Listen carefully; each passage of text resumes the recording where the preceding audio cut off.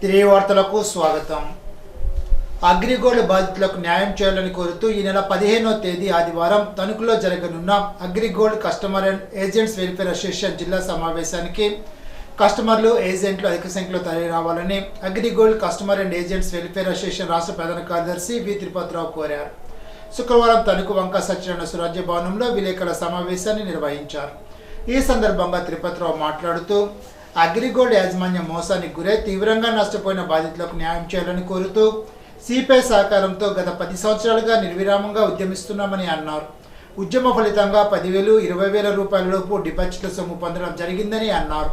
ఇంకా మిగిలిన బాధితులకు సుమారు 3,400 కోట్ల రూపాయలు చెల్లించవలసి ఉందని అన్నారు. బాధితులకు పూర్తి న్యాయం చేసే దిశగా రాష్ట్ర ప్రభుత్వం రాష్ట్ర జిల్లా స్థాయిలో అధికారులతో కమిటీల ఏర్పాటుకు, కేసుల సత్వర పరిష్కారానికి ప్రత్యేక కోర్టు ఏర్పాటుకు అంగీకరించిందని అన్నారు.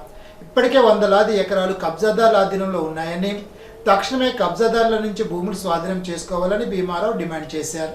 విలేకరుల సమావేశంలో సిపిఐ తణుకు పట్టణ కార్యదర్శి Bodda Nagaraju, Agrigold customers and agents welfare association మహిళా కార్యదర్శి Y Nagalakshmi, Noone Ramasrinu, G Kondaiah, P Srinivas, P Paul Singh, J Venkata Satyanarayana, Noone Radhakrishna తదితరులు పాల్గొన్నారు. తణుకు మున్సిపాలిటీ పరిధిలోని కపలంకన్ సెంటర్లో తోటవారి వీధి, ముదిగొండవారి వీధుల్లో మలేరియా మాసోత్సవం, ఫ్రైడే డ్రైడే అవగాహన కార్యక్రమాలను క్షేత్రస్థాయిలో sub unit officer Gudimetla Venkateswararao పరిశీలించి మాట్లాడుతూ వర్షాకాలం అంటే కీటక జనిత, నీటి జనిత వ్యాధులకు అనువైన కాలమని, అందువల్ల ప్రజలు సీజనల్ డిసీజెస్ అయిన మలేరియా, డెంగ్యూ, చికెన్గున్యా, అతిసారం, టైఫాయిడ్, జాండీస్ గురించి అవగాహన కలిగి ముందస్తు జాగ్రత్తలు పాటించాలని అన్నారు. కార్యక్రమంలో filaria control unit supervisor K Satyanarayana, ward health సెక్రటరీలు టి లక్ష్మీకాంతం, ఎన్ సూర్యకుమారి తదితరులు పాల్గొన్నారు. ఆంధ్రప్రదేశ్ మున్సిపల్ ఇంజనీరింగ్ కార్మిక సంఘాల ఐక్య కార్యాచరణ కమిటీ ఆధ్వర్యంలో శుక్రవారం తణుకు మున్సిపల్ కార్మికులు ధర్నా నిర్వహించారు. ఏళ్ల తరబడి మున్సిపల్ ఇంజనీరింగ్ విభాగంలో అవుట్సోర్సింగ్ పనిచేస్తున్నామని, కానీ తమకు ఎటువంటి ప్రభుత్వ సహకారం అందడం లేదని, సమాన పనికి సమాన వేతనం అందించాలని డిమాండ్ చేస్తూ మున్సిపల్ కార్యాలయం ముందు మోకాళ్లపై నిలబడి నిరసన తెలిపారు. ఈ సందర్భంగా జేఏసీ అధ్యక్షుడు శ్రీను మాట్లాడుతూ జిఓఎంఎస్ నెంబర్ 36ను పిహెచ్ కార్మికుల మాదిరిగా non pH engineering, water supply, outsourcing కార్మికులకు అమలు చేయాలని డిమాండ్ చేశారు. కార్పొరేషన్, మున్సిపాలిటీ, నగరాభివృద్ధి కొరకు గుత్తేదారులకు చెల్లిస్తున్న ఎస్ఎస్ఆర్ రేట్లను అవుట్సోర్సింగ్ కార్మికులు కూడా అమలు చేయాలని, ప్రభుత్వ సంక్షేమాలు అందక అమలు చేయాలని, కార్మికుల రిటైర్మెంట్ వయసు 62 సంవత్సరాలకు పెంచాలని, అత్యవసర విభాగాలైన నీటి సరఫరా, వీధి దీపాలు, పైప్లైన్ లీకేజీలు, కంప్యూటర్ ఆపరేటర్లు, వర్క్ ఇన్స్పెక్టర్లు, engineering technical and non technical మాదిరిగా 29,200, 24,500 వేతనాలు అందించాలని, చనిపోయిన రిటైర్డ్ అయిన కార్మికుల వారసులకు ఉపాధి కల్పించాలని, ఎక్స్గ్రేషియా చెల్లించాలని డిమాండ్ చేశారు. ఆప్కాస్ ఉంచాలని, ఉద్యోగ భద్రత కల్పించాలని, పెరుగుతున్న నగర విస్తీర్ణ ప్రకారం పని భారాన్ని తగ్గించే విధంగా కార్మికుల సంఖ్యను పెంచాలనే ప్రధాన డిమాండ్లతో నిరసన తెలిపారు. తమ సమస్యల పరిష్కారానికి కృషి చేయకపోతే నిరవధిక సమ్మెకు దిగనున్నట్లు వివరించారు. కార్యక్రమంలో జేఏసీ గౌరవాధ్యక్షులు పాపారావు, విజయ్ కుమార్, శ్రీదేవి, దానం జయశీలరాజు, పిండి పెద్దిరాజు, జి నాగబాబు తదితరులు పాల్గొన్నారు. పశ్చిమ గోదావరి జిల్లా తణుకు మున్సిపాలిటీ ఇంజనీరింగ్ కార్మికులు యొక్క సమస్యల గురించి పరిష్కారంగా మేము ఈరోజు ధర్నా చేపట్టాం. మేము చాలా సంవత్సరాలుగా దాదాపు 20 సంవత్సరాల పైనుంచే మేము మున్సిపాలిటీల్లో చేస్తున్నాం. కానీ మాకు జీతాలు అసలు ఏమీ సరిపోవడం లేదు. చాలా తక్కువ జీతాలు, మాకు సంక్షేమ పథకాలు కూడా అందడం లేదు. అసలు మా జీతాలు వస్తున్నాయంటే దేనికి వస్తున్నాయో కూడా తెలియడం లేదు. ఈరోజు స్కూల్ ఫీజులు కట్టుకోవాలన్నా ఒక పిల్లోడికి జాయిన్ చేయాలంటే సంవత్సరం 1,00,000 రూపాయలు అడుగుతున్నారు. మాకు వచ్చే జీతం స్కూల్ పిల్లలు కట్టాలని తినాలో తెలియని పరిస్థితిలో ఉన్నాం. దయచేసి గవర్నమెంట్ మమ్మల్ని ఆదుకోవాలని అనుకుంటున్నాం. ప్రతి ఒక్క మున్సిపాలిటీ ధర్నాలు చేశారు. మా కోరికలు తీరే వరకు, మా డిమాండ్స్ నెరవేర్చే వరకు మేము నిరవధిక సమ్మె చేస్తాం. ఒకవేళ డిమాండ్స్ తీరని పక్షాన ఏకదాటిగా వాటర్ సప్లై ఆఫ్ చేయడం జరుగుతుంది, లైటింగ్ ఆఫ్ చేయడం జరుగుతుంది. మా యొక్క డిమాండ్స్ ఏంటంటే ఆఫ్కోర్స్ రద్దు చేస్తే మా అందరినీ పర్మనెంట్ చేయాలి.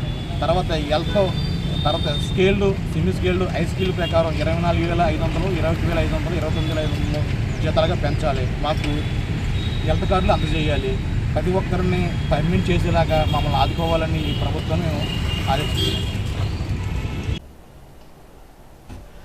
గుజరాత్లోని అహ్మదాబాద్లో జరిగిన ఘోర విమాన ప్రమాదంపై తాడేపల్లిగూడెం శాసనసభ్యులు బొలిశెట్టి శ్రీనివాస్ తీవ్ర దిగ్భ్రాంతిని వ్యక్తం చేశారు. ఈ సందర్భంగా ఆయన మాట్లాడుతూ ఢిల్లీ వయా అహ్మదాబాద్ నుంచి లండన్ వెళ్తున్న ఎయిర్ ఇండియా 787 డ్రీమ్ లైనర్ విమానం అహ్మదాబాద్ ఎయిర్పోర్ట్ నుండి టేకాఫ్ అయిన కొద్ది నిమిషాల్లోనే మెడికల్ కాలేజ్ భవనాలపై కూలిన దుర్ఘటనలో 241 మంది విమాన ప్రయాణికులు మృతి చెందినట్లు, 50 మంది మెడికల్ కాలేజ్ విద్యార్థులు క్షతగాతులైనట్టు తెలిసిన వెంటనే తన మనస్సు తీవ్రంగా కలిచివేసిందని అన్నారు.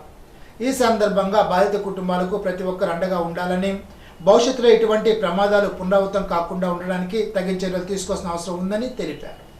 ఇప్పుడు ఏలూరు జిల్లా వార్తలు.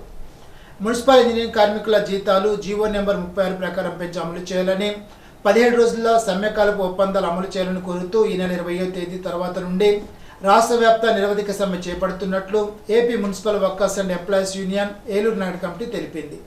ఈ మేరకు మున్సిపల్ కమిషనర్ ఏ భానుప్రతాప్కు యూనియన్ కమిటీ ఆధ్వర్యంలో సమ్మె నోటీసు అందజేశారు. ఈ సందర్భంగా యూనియన్ గౌరవాధ్యక్షులు సిఐటి జిల్లా ఉపాధ్యక్షులు బి సోమయ్య మాట్లాడుతూ, మున్సిపల్ ఇంజనీరింగ్ కార్మికులు గత ప్రభుత్వం తీవ్ర అన్యాయం చేసిందని, ఈ ప్రభుత్వం కూడా ఆ అన్యాయాన్ని సరిదిద్దేందుకు ఎలాంటి చర్యలు తీసుకోవడం లేదని విమర్శించారు. ఇంజనీరింగ్ కార్మికులకు జీవో నెంబర్ 36 ప్రకారం 21,24,500 రూపాయల చొప్పున జీతాలు పెంచి అమలు చేయాలని అన్నారు. కూటమి ప్రభుత్వం నిర్మాణ రంగ కార్మికులకు ఇచ్చిన హామీలు అమలు చేయాలని కోరుతూ Eluru deputy commissioner of labour కార్యాలయం వద్ద ధర్నా నిర్వహించారు.